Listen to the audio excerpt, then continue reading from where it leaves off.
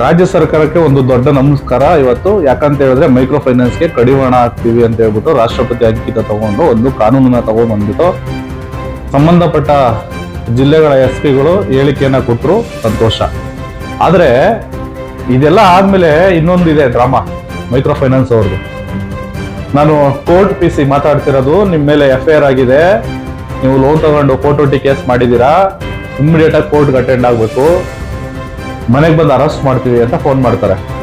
ಪೊಲೀಸ್ನವರ ಹೆಸರನ್ನ ಯೂಸ್ ಮಾಡಿ ದುರ್ಬಳಕೆ ಮಾಡಿ ಹೆದರಿಕೆ ಬೆದರಿಕೆ ಆಗ್ತಾರೆ. ಇದ್ರ ಬಗ್ಗೆ ಪೊಲೀಸ್ ಇಲಾಖೆ ಗಮನ ಕೊಟ್ಟಿದ್ಯಾ? ಅವ್ಯಾಚ ಶಬ್ದಗಳಲ್ಲಿ ಮಾತಾಡ್ತಾನೆ. ಏಯ್ ಯಾರೋ ನೀನು ಲಾಯರ್ ಜಗದೀಶ್ ಅವ್ರ ತರ ಮಾತಾಡೋದು ಪೊಲೀಸ್ನವರು ಅಂತ. ಯಾವುದೋ ಒಂದು ನಂಬರ್ ತಗೊಂಡು ಫೋನ್ ಮಾಡಿ, ಎಲ್ಲಿದೆ ನೀನು, ಈಗಲೇ ಬರ್ಬೇಕು ಪೊಲೀಸ್ ಸ್ಟೇಷನ್ಗೆ. ಬೆಂಗಳೂರಲ್ಲಾದ್ರೆ ಜಾಸ್ತಿ ಜ್ಞಾನಭಾರತಿ ಪೊಲೀಸ್ ಸ್ಟೇಷನ್ ಕರೆಯೋದು, ಇಲ್ಲ ಮಲ್ಲೇಶ್ವರಂ ಪೊಲೀಸ್ ಸ್ಟೇಷನ್. ಆ ಸ್ಟೇಷನ್ ಹೋದ್ರೆ ಅಂತ ವ್ಯಕ್ತಿನೇ ಇರಲ್ಲ. ಈ ಮೈಕ್ರೋ ಫೈನಾನ್ಸ್ ಅವರು ಇಂಥದ್ದೊಂದು ದಂಧೆನ ಮಾಡ್ತಾ ಇದಾರೆ. ಜೊತೆಗೆ ಅವ್ರು ಹೇಳ್ತಾರೆ ಕೊನೆಗೆ, ಲಾಯರ್ ರಾಮೇಗೌಡ, ಅವನ ಮಿಶ್ರಾ, ಆ ಗೌಡ, ಈ ಗೌಡ, ಆ ಮಿಶ್ರಾ, ಈ ಮಿಶ್ರಾ, ಅವ್ರಿಗೆಲ್ಲ ಫೋನ್ ಮಾಡಿ ಮಾತಾಡಿ ಸೆಟಲ್ಮೆಂಟ್ ಮಾಡ್ಕೊಳ್ಳಿ ಅಂತ. ಪೊಲೀಸ್ನರು ಇದ್ರ ಬಗ್ಗೆನೂ ಕೂಡ ಗಮನ ಹರಿಸ್ಬೇಕಾಗೈತೆ ಇವತ್ತು.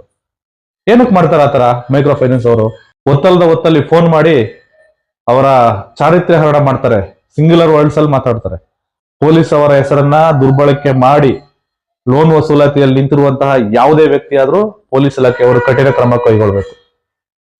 ನಮಸ್ಕಾರ.